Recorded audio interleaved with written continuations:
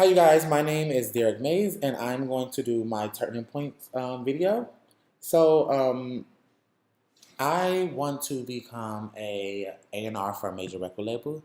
The reason why I want to do that because I started out my undergrad career as a psychology major, getting into people's minds and trying to figure out the different mindsets of people. My sophomore year, I kind of found out that that wasn't for me. It wasn't my passion. So I went to this meeting one day, and it was in the Crosby Center, which is the communication center at my university, which is Central State University in Wilberforce, Ohio.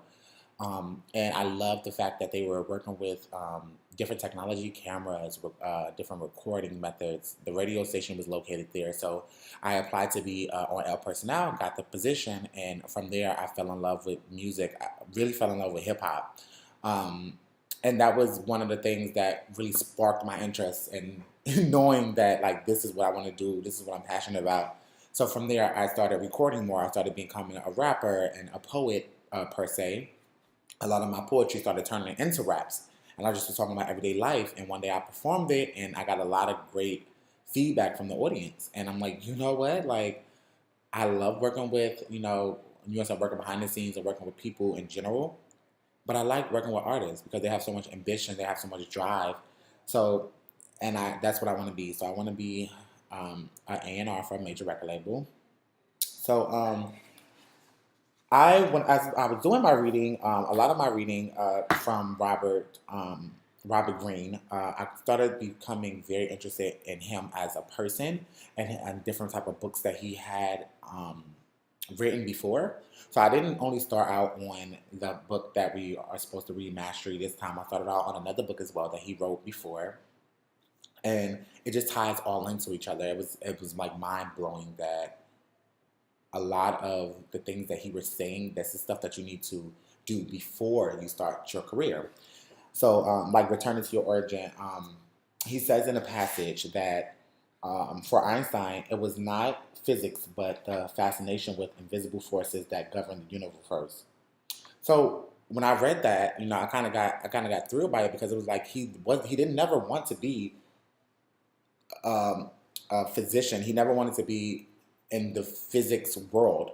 He just had an interest in like how things come together, how things are governed by different laws, and that's what made him so profound on what he did, and that's what made him Alvin Einstein. That's why we look up to him to this day.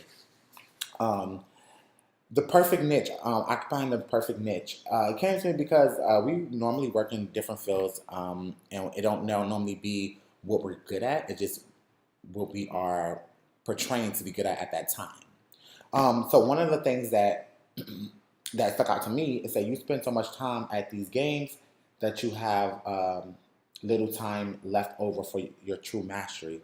And when he said that, I started thinking about myself, put myself in the place, and I'm like, you know what? Yeah, you're right. I go to work from 9 to 5. I come home, be super tired, can't even work on my dream, something that I want to achieve in life. So then I started becoming more aware of my time. So when I get home, why work a 9 to 5 for somebody else's company to build up their brand, and then not go home and work the 5 to 9 for yourself? So I started getting that.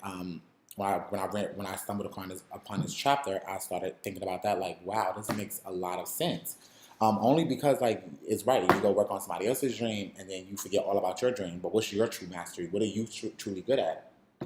And avoiding the false path was basic. What stuck out to me from that passage or that chapter was our work suffers for this, and the attention we have forgotten in the beginning starts to fade a painful process. So basically, what he was saying was, and that subtext was that we normally try to start out on a process that is not for us. And sometimes we take thrill in it. We take the honor in doing that job that we forget all about what we actually wanted the job for and what do we actually want to do with this job. And actually, are we building finances so we can get to the next level that we want to be at, or are we just going to be stuck in the same position? Last but not least is letting go of your past. And it's something that I really, connected with because my mom passed away 5 years ago. I was in college and it was really a hard time for me. From that time, I stopped doing everything I loved doing. I lost a lot of interest, a lot of passion. And for that reason being said, I lost a lot of my drive, my ambition. But when I went back and I started regathering myself, refining myself, I figured that I need to let the past go and live for the future and not live for the past. So I hope you like my turning point story, and thank you so much.